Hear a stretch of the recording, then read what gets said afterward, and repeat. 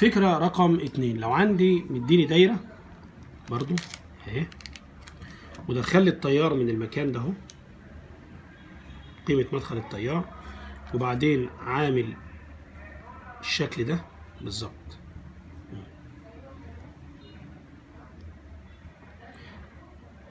قيمة كل مقاومة من المقاومات اللي انت شايفها ديت 11 اوم.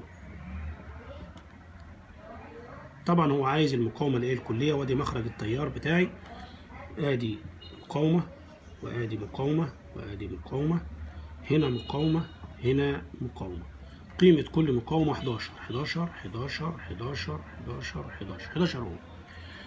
ازاي نجيب المقاومة الكلية للمقاومة ديت؟ تعالى نشوف مع بعض.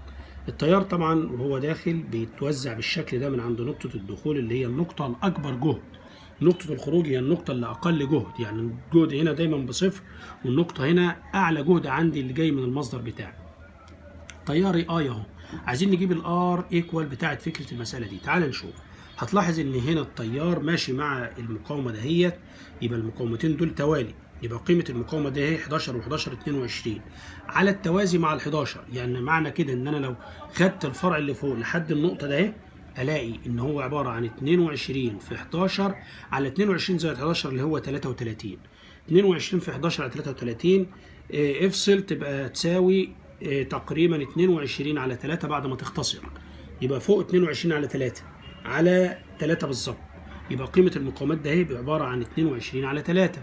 ال 22 على 3 لو أنا رسمت الدايرة تاني بسرعة هيتبقى لك يا سيدي آدي المقاومة دي ماليش دعوة بيها خالص أهي، وهنا 22 على 3 أهي، وادي كمان دايره. خلي بالك تحت بالظبط زي فوق، يعني تحت انا عملت برضو 22 على 3 زائد المقاومه الثانيه اللي هي ال11، يبقى دي 11 دي 11 دي 11، دي قيمتها 22 على 3 ودي قيمتها 22 على 3. ال 22 على 3 زائد 11 و22 على 3 زائد 11. تعال نشوف.